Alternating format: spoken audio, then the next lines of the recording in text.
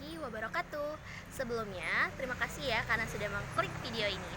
Pada kesempatan kali ini, kami dari kelompok 4 akan mempresentasikan terkait materi Mewaris 2. Apa aja sih yang akan kita bahas? Kita di sini akan membahas tentang bagian mutlak, tentang warisan, anak luar kawin yang diakui sah, dan masih banyak lagi. Teman-teman pasti penasaran kan? Langsung aja nonton videonya ya.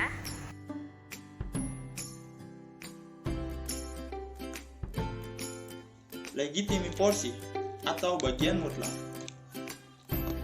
Menurut KUH Perdata pasal 913, bagian mutlak atau legitimi porsi adalah suatu bagian dari harta peninggalan yang harus diberikan kepada para waris dalam garis lurus menurut undang-undang terhadap bagian mana si yang meninggal tak diperbolehkan menetapkan suatu baik selaku pemberian antara yang masih hidup maupun selaku wasiat. Bagian mutlak adalah bagian dari warisan yang diberikan undang-undang kepada ahli waris dalam garis lurus ke bawah maupun ke atas.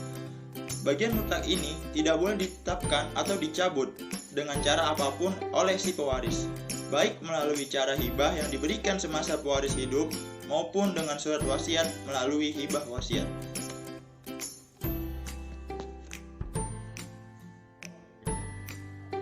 Bagian mutlak untuk ahli waris dalam garis keturunan ke bawah diatur dalam KUH Perdata pasal 914 yang berbunyi, jika pewaris meninggalkan satu orang anak sah, maka hak mutlaknya adalah 1/2 dari bagiannya menurut undang-undang.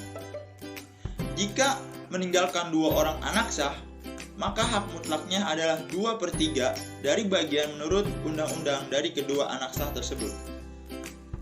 Jika pewaris meninggalkan lebih dari 2 orang anak sah, maka hak mutlaknya adalah 3/4 dari bagian para ahli waris menurut ketentuan undang-undang. Selanjutnya, bagian mutlak untuk ahli waris dalam garis keturunan ke atas diatur dalam KUH Perdata pasal 915 yang berbunyi, selamanya dalam garis keturunan pewaris ke atas mendapat bagian 1/2 menurut dari bagian undang-undang. Bagian anak luar kawin dengan syarat anak tersebut telah diakui dengan sah diatur dalam pasal 916 KUH Perdata yang berbunyi, bagian yang didapat adalah 1/2 dari tiap bagian yang menurut undang-undang harus diwarisinya. Kedudukan wasiat yang menyimpangi ketentuan legitimi porsi pada hakikatnya bisa, namun dengan batasan-batasan bahwa hak mutlak dari legitimaris haruslah didahulukan dalam pengertiannya, bahwa bagian mutlak dari legitimaris harus diutamakan terlebih dahulu, barulah ahli waris berdasarkan wasiat itu memperoleh bagian-bagian mereka. Dan apabila mereka terdapat kelebihan pada bagian ahli waris berdasarkan surat wasiat, sedangkan bagian legitimaris tidak sesuai legitimi porsi, maka akan dilakukan pengurangan bagian dari ahli waris berdasarkan surat wasiat dengan cara inkorting atau pengurangan. Assalamualaikum warahmatullahi wabarakatuh. Perkenalkan, nama saya Alfis Hidayat. Di sini saya akan menjelaskan tentang anak yang sah di luar kawin. Dalam pengertiannya, menurut Undang-Undang Nomor 23 Tahun 2002 tentang perlindungan anak, bahwasanya di sini ada dijelaskan bahwasanya anak merupakan amanah sekaligus karunia Tuhan yang Maha Esa yang senantiasa harus kita jaga, karena dalam dirinya melekat harkat dan martabat dan hak-haknya sebagai manusia yang harus dijunjung tinggi. Pelindungan anak dalam hal ini merupakan tindakan preventif yang orientasinya adalah untuk melindungi anak-anak dari perlakuan yang dapat menghancurkan masa depannya, dikarenakan akan adanya tanggung jawab di masa depan, karena di sini anak merupakan tunas bangsa di masa depan. Lalu, dengan ini tujuan utama dari Undang-Undang Perlindungan Anak adalah untuk menjamin dan melindungi hak-hak anak agar tetap dapat hidup, tumbuh, berkembang, dan berpartisipasi secara optimal sesuai dengan harkat dan martabat kemanusiaan, serta mendapat perlindungan dari kekerasan dan diskriminasi. Secara teoretik, anak-anak Indonesia itu dijamin dalam menjalani hidupnya. Selanjutnya saya akan menjelaskan tentang macam-macam anak. anak sah di sini, anak sah merupakan anak yang dilahirkan dalam atau akibat perkawinan yang sah juga. Pengertian ini membawa penafsiran bahwasanya anak yang sah itu adalah anak yang dibenihkan dan lahir dalam perkawinan yang sah. Begitu juga apabila anak tersebut dilahirkan dalam perkawinan sah, namun pembuahannya itu dilakukan di luar perkawinan, atau anak tersebut dibenihkan dalam perkawinan yang sah, namun dilahirkan di luar perkawinan. Di sini menurut pasal 42 Undang-Undang Perkawinan Nomor 1 tahun 1974. Lalu saya akan menjelaskan tentang anak zina. Di sini dalam hukum Islam itu pandangan tentang anak zina oleh hukum Islam dan hukum Barat itu berbeda. Dalam hukum Islam, anak zina adalah semua persetubuhan yang dilakukan di luar perkawinan. Sedangkan dalam pandangan hukum positif berdasarkan pasal 284 KUHP, yang dimaksud dengan perbuatan zina adalah seorang pria yang telah kawin melakukan mukah padahal diketahuinya. Di sini berlaku pasal 27 KUHP.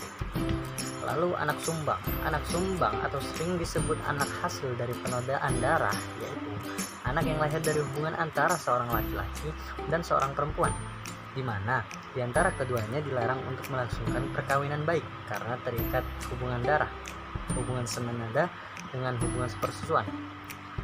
Lalu anak luar kawin. Anak luar kawin adalah anak yang dilahirkan oleh seorang perempuan yang tidak memiliki ikatan perkawinan yang sah dengan laki-laki yang telah membenihkan anak rahimnya. Anak tersebut juga tidak mempunyai kedudukan yang sempurna di mata hukum seperti anak sah pada umumnya. Baik, terima kasih. Assalamualaikum warahmatullahi wabarakatuh.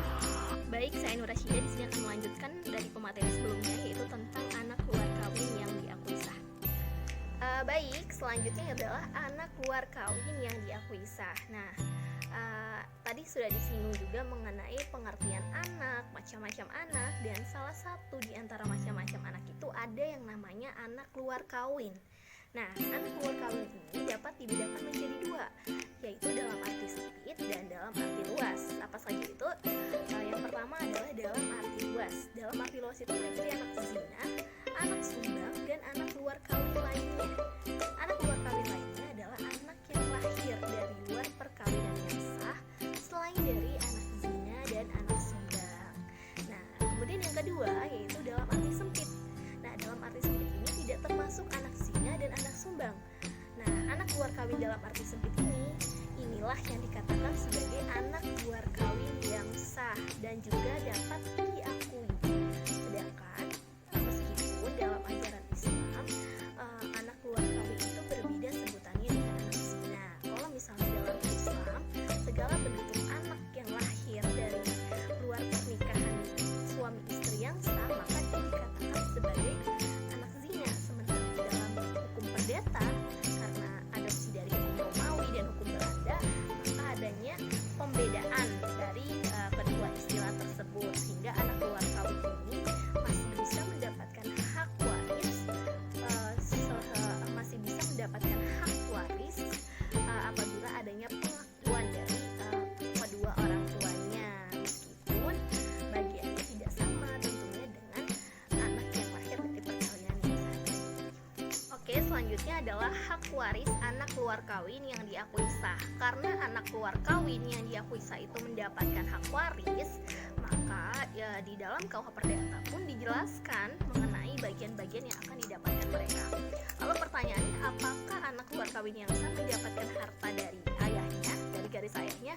Nah, di dalam pasal 863 ini menjelaskan nih mengenai pertanyaan tersebut. Nah, dalam pasal tersebut menyatakan bahwa bila pewaris meninggal dengan meninggalkan keturunan yang sah dan atau suami istri, maka anak luar kawin yang diakui mewarisi sepertiga bagian dari mereka yang sedianya harus mendapatkan, seandainya mereka adalah anak yang sah. Nah, maksud dari pasal ini apa? Yaitu menegaskan bahwa sang anak itu mendapatkan harta dari ayahnya, yaitu pewaris, sebesar sepertiga hanya bila adanya pengakuan dari ayah biologisnya tadi. Jadi kalau misalnya tidak ada pengakuannya, sang anak ya tidak dapat. Namun kalau jika ada pengakuan, sang anak mendapatkan sepertiga dari harta tersebut. Nah, kemudian apakah anak luar kawin mendapatkan hak waris dari ibu juga? Nah, dalam pasal 43 Undang-Undang Nomor 1 Tahun 1974 tentang perkawinan, di sini menjelaskan bahwa anak yang dilahirkan di luar perkawinan yang sah hanya mempunyai hubungan perdata dengan ibunya dan keluarga ibunya. Berarti sudah jelas ya bahwa anak luar kawin yang sah memang hanya mengikuti dari keturunan ibunya tanpa perlu adanya pengakuan. Baik, selanjutnya tadi kan sudah dijelaskan ya bahwa anak luar kawin itu hanya mendapatkan atau mengikuti garis ibunya saja, sementara dia akan mendapatkan hak warisan dari ayahnya hanya jika adanya pengakuan. Kalau misal tidak ada pengakuan ya tidak akan diberikan hak warisan tersebut. Nah, pasal tersebut ternyata banyak yang menentang sehingga diajukanlah ke Mahkamah Konstitusi. Dan Mahkamah Konstitusi pun mengabulkannya, terbukti dengan dikeluarkannya putusan Mahkamah Konstitusi nomor 46/PUU-8/2010 terkait dengan adanya perubahan pada pasal 43 Undang-Undang Perkawinan yang awalnya berbunyi anak luar kawin hanya mempunyai hubungan perdata dengan ibunya dan keluarga ibunya, menjadi anak luar kawin tidak hanya punya hubungan perdata dengan ibu dan keluarga ibunya, tetapi juga mempunyai hubungan perdata dengan ayah dan atau keluarga ayahnya selama dapat dibuktikan berdasarkan ilmu pengetahuan dan teknologi dan atau alat bukti lain menurut hukum bahwa laki-laki tersebut adalah ayah dari anak luar kawin tersebut. Jadi sudah berubah bunyi pasalnya yang tadinya hanya mengikuti garis keturunan ibu, yang ini bisa kok mengikuti garis keturunan dua-duanya dan berhak mendapatkan hak waris asalkan adanya pembuktian bahwa si anak tersebut memang benar anak dari sang pewaris atau sang ayah gitu, dengan adanya pembuktian melalui tes DNA dan tes-tes lain yang dapat memang membuktikan adalah sang anak ini adalah anak kandung dari ayahnya tersebut. Adalah bagian waris anak luar kawin yang diakui sah. Nah, jadi di dalam KUH Perdata itu sudah dijelaskan berapa sih besar dari bagian anak luar kawin yang diakui sah. Nah, semua itu dijelaskan dalam pasal 863 KUH Perdata. Nah, anak luar kawin yang diakui sah ini dapat mewarisi hak warisnya itu dilihat tergantung dari golongan. Tergantung dengan golongan berapa dia ditempatkan. Nah, karena ada namanya golongan 1, golongan 2, golongan 3, dan golongan 4. Nah, golongan 1 itu untuk istri atau suami. Golongan 2 itu untuk saudara, orang tua, kakek nenek, dan ini golongan 2 dan 3 ya maksudnya. Dan golongan 4 itu adalah saudara jauh. Nah, jadi bagian dari anak luar kawin yang diakui sah ini tergantung dengan golongan mana dia ditempatkan atau dengan golongan mana dia mewarisi bersama seperti itu. Nah, bagian waris anak luar kawin menurut KUH Perdata yaitu sebagai berikut. Nah, yang pertama, bila anak luar kawin mewarisi dengan ahli waris golongan 1, maka bagiannya adalah sepertiga dari bagiannya seandainya ia anak yang sah. Jadi karena dia mewarisinya dengan golongan 1, maka bagiannya adalah setengah, maksudnya sepertiga gitu. Terus yang kedua yaitu bila anak luar kawin mewarisi dengan ahli waris golongan 2 dan 3, maka bagiannya adalah setengah dari harta warisan tersebut. Nah, kemudian yang ketiga yaitu bila anak luar kawin mewarisi dengan ahli waris golongan 4, maka bagiannya adalah 3/4 dari harta warisan tersebut. Nah, dan yang terakhir, apabila pewaris tidak meninggalkan nih ahli waris sama sekali, cuman adanya anak luar kawin yang diakui saja, maka anak luar kawin yang diakui sah ini mendapatkan seluruh dari harta pewaris. Penjelasan ini sesuai dengan pasal 685 KUH Perdata. Nah, biar lebih paham, kita masuk ke contohnya aja. Nah, contoh yang pertama yaitu jika pewaris meninggal dan meninggalkan ahli waris berupa istri ataupun suami, maka anak luar kawin yang diakui mendapatkan sepertiga bagian dari harta warisan tersebut. Nah, kenapa sih sepertiga? Karena sang anak luar kawin yang diakui sah ini mewarisi bersama dengan istri. Istri ini merupakan golongan satu.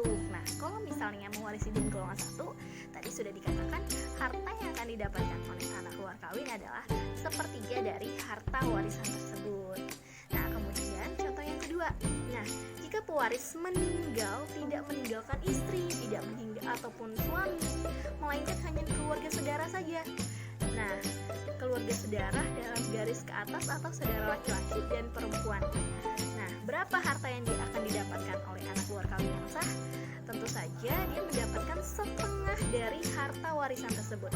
Kenapa setengah? Karena saudara, kakek nenek itu termasuk dari golongan 2. Kalau misalnya anak luar kawin yang diakui sah mewarisi bersama golongan 2, maka bagian yang akan didapatkan mereka berupa setengah dari harta warisan tersebut.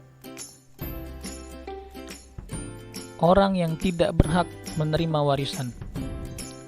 Hak mewaris merupakan hak yang dimiliki seseorang karena hubungan darah dan perkawinan apabila terjadi kematian. Prinsip pewarisan itu terbagi menjadi 2, yaitu yang pertama, harta waris baru terbuka atau dapat diwariskan kepada pihak lain apabila terjadi suatu kematian. Yang kedua, adanya hubungan darah di antara pewaris dan ahli waris, kecuali untuk suami atau istri pewaris.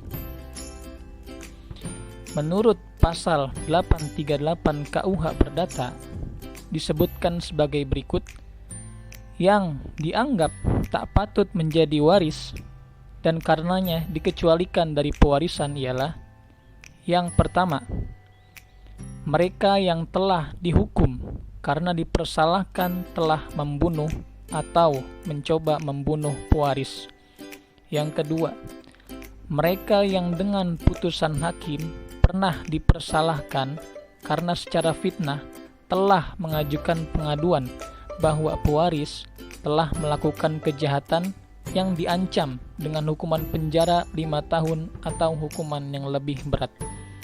Kemudian yang ketiga, mereka yang dengan kekerasan atau perbuatan telah mencegah si yang meninggal tersebut untuk membuat atau mencabut surat wasiatnya. Kemudian yang keempat, mereka yang telah menggelapkan, merusak, atau memalsukan surat wasiat yang meninggal.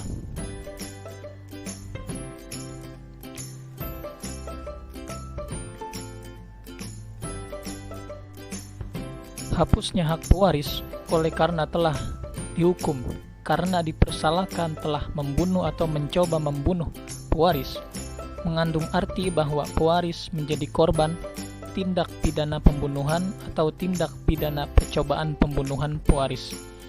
Ketentuan pasal 838 KUH Perdata yang mengatur hapusnya hak mewaris karena melakukan tindak pidana pembunuhan atau tindak pidana percobaan pembunuhan akan merujuk pada ketentuan pasal 338 Kitab Undang-Undang Hukum Pidana atau KUHP yang berbunyi, barang siapa sengaja merampas nyawa orang lain diancam karena pembunuhan dengan pidana penjara paling lama 15 tahun. Contohnya, seorang anak yang bernama Maman memiliki ayah yang bernama Abdul. Ayahnya seorang pengusaha yang kaya raya, namun ayahnya tidak bisa menikmati hidupnya dikarenakan sakit parah yang dideritanya. Abdul yang pada saat itu memanfaatkan kondisi ayahnya yang sedang sakit, terbaring lemas, kemudian membunuhnya dengan tujuan untuk menguasai seluruh harta yang dimiliki oleh ayahnya itu. Maka si anak tersebut tidak lagi berhak menerima harta warisan ayahnya sesuai dengan pasal 838 KUH Perdata. Assalamualaikum warahmatullahi wabarakatuh. Di sini saya akan menjelaskan poin tentang pengganti ahli waris menurut hukum BW atau singkatan dari Bugerlip Wetbook atau juga yang biasa dikenal sebagai KUH Perdata. Di dalam konsep ahli waris pengganti KUH Perdata dikenal dengan sebutan plaatsvervanging yang berasal dari bahasa Belanda yang berarti penggantian tempat. Selanjutnya pasal yang mengatur. Pertama, pasal 841 KUH Perdata. Penggantian memberikan hak kepada orang yang mengganti untuk bertindak sebagai pengganti dalam derajat dan dalam segala hak orang yang digantikannya. Kedua, pasal 842 KUH Perdata, penggantian yang terjadi dalam garis lurus ke bawah yang sah berlangsung terus tanpa akhir. Penggantian itu diizinkan dalam segala hak, baik bila anak-anak dan orang yang meninggal menjadi ahli waris bersama-sama dengan keturunan-keturunan dan anak yang meninggal lebih dahulu, maupun bila semua keturunan mereka mewaris bersama-sama, seorang dengan yang lain dalam pertalian keluarga yang berbeda-beda derajatnya. Selanjutnya, golongan ahli waris. Di dalam KUH Perdata ini menyatakan bahwa keluarga saudara yang lebih dekat menyingkirkan atau menutup keluarga, maka terbagilah menjadi golongan-golongan. Golongan yang pertama yaitu suami atau istri yang hidup terlama dan anak atau keturunannya. Golongan kedua, orang tua dan saudara kandung pewaris. Golongan ketiga, keluarga dalam garis lurus ke atas sesudah orang tua pewaris. Yang terakhir, golongan keempat, paman dan bibi pewaris baik dari pihak ayah dan ibu.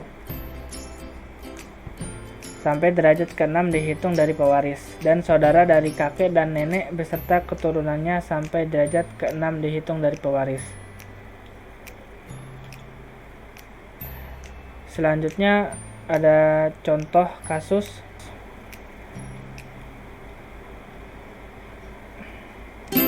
Itu pertanyaannya di sebelah kanan ini, jawabannya di sebelah kiri. A atau nenek atau pewaris ini mempunyai 3 anak, yaitu B, C, dan D. Dan suaminya si A ini sudah meninggal.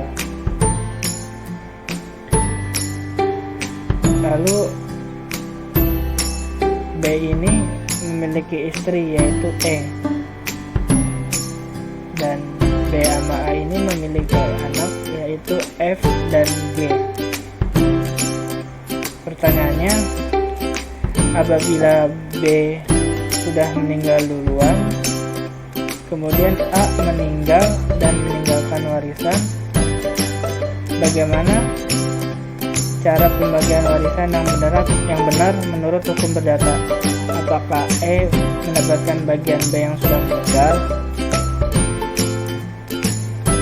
Catatan menurut Satrio di dalam buku hukum waris halaman 56 menyatakan ahli waris karena tugas yang tepat adalah ahli waris yang merupakan keturunan atau keluarga saudara.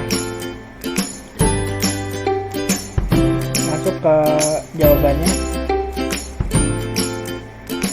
Berdasarkan soal di atas tadi, yang berhak menggantikan B ini yaitu keturunan saudaranya F dan G. Dengan ketentuannya, mereka bersama mendapat derajat dan hak yang sama dari C dan D. Sedangkan E, selaku istri B dari pewaris A, tidak termasuk sebagai ahli waris sebab dia bukan hubungan darah dari A. Lain halnya, jika A meninggal terlebih dahulu daripada B, maka sebagian harta warisan akan jatuh ke tangan B. Selanjutnya, B meninggal dunia, maka E juga mendapat bagian dari harta peninggalan B dengan kedudukannya sebagai ahli waris golongan 1 dari B atau istri. Assalamualaikum warahmatullahi wabarakatuh. Perkenalkan, nama saya Muhammad Ihsan Rahmat. Di sini saya selaku pemateri yang akan membahas mengenai wasiat.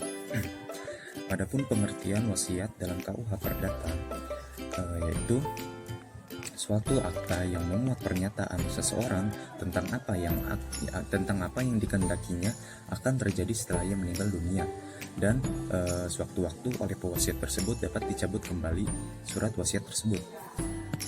Kemudian surat wasiat di sini dibuat dengan tujuan agar para ahli waris tidak dapat mengetahui apakah harta warisan yang ditinggalkan oleh pewasiat akan diwariskan kepada ahli warisnya atau malah diwariskan kepada pihak lain yang sama sekali bukan ahli warisnya hingga sampai tiba waktu pembicaraan surat wasiat tersebut.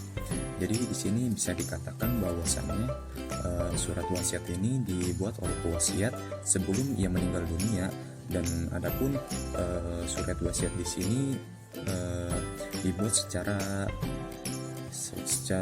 rahasia sehingga tidak ada seseorang pun yang mengetahui isi dari surat wasiat tersebut.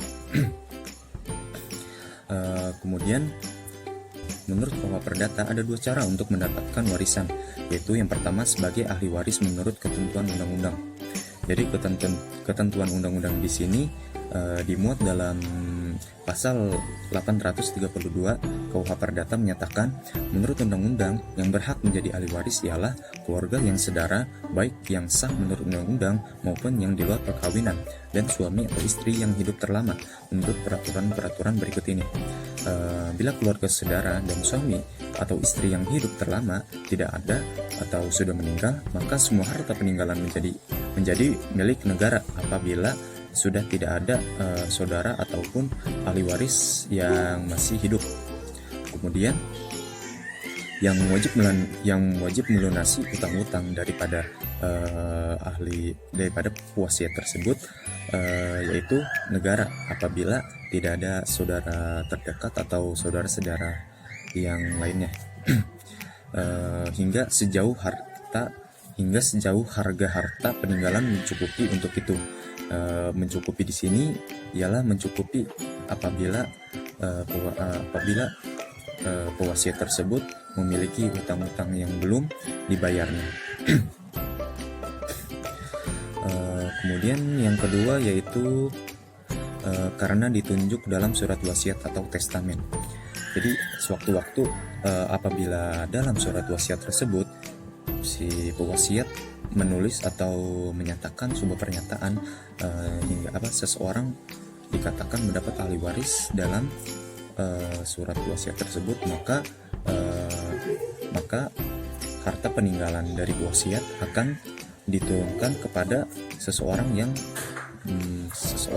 yang namanya dimuat dalam surat wasiat yang dibuat oleh pewasiat tersebut. Kemudian di sini ada syarat-syarat wasiat, yaitu yang pertama orang yang berwasiat. Mengenai kecakapan orang yang membuat surat wasiat atau testamen adalah bahwa orang tersebut mampu berpikir secara normal atau berakal sehat sesuai dengan pasal 895 KUHP Perdata yang menyebutkan untuk dapat membuat atau mencabut suatu surat wasiat seseorang harus mempunyai akal budinya, sehingga seseorang yang kurang akal atau kurang paham sehat ketika membuat surat wasiat tersebut maka ditolak atau tidak sah. Kemudian yang kedua yaitu orang-orang yang menerima wasiat. Di sini orang yang menerima wasiat harus ada sewaktu orang yang berwasiat itu meninggal dunia atau ketika pewasiat tersebut masih hidup. Ketentuan ini bermaksud untuk menghindari ketidakpastian dari orang yang diberi wasiat dan menetapkan bahwasannya suatu wasiat gugur dalam hal pihak yang mendapatkan keuntungan atau wasiat meninggal terlebih dahulu. Jadi orang yang menerima wasiat ini harus hidup atau hidup secara berdampingan ketika pewasiat tersebut masih hidup. Kemudian yang ketiga yaitu batasan wasiat. Adapun batasan dalam suatu testamen atau wasiat terletak dalam pasal 931 KUHP Perdata, yaitu tentang legitim porti, yang menyatakan bahwa legitim porti atau bagian mutlak adalah semua bagian dari harta peninggalan yang harus diberikan kepada ahli waris dalam garis lurus menurut undang-undang terhadap bagaimana bagi yang meninggal dunia tidak diperbolehkan menetapkan sesuatu baik selaku pembagian antara yang masih hidup maupun yang sudah meninggal dunia, maupun selaku wasiat, yaitu legitim porti adalah suatu bagian tertentu dari harta peninggalan yang tidak dapat dihapuskan atau dihilangkan oleh orang yang meninggalkan warisan tersebut. Jadi di sini batasan wasiat tersebut sudah dimuat, sudah diatur sedemikian rupa dalam pasal 931 KUH Perdata. Kemudian yang keempat yaitu batalnya wasiat. Batalnya testamen atau wasiat tergantung pada suatu peristiwa yang tidak tentu, yaitu apabila orang yang menerima wasiat meninggal dunia lebih dahulu sebelum orang yang mewasiatkan meninggal dunia, maka wasiat atau testamennya menjadi batal.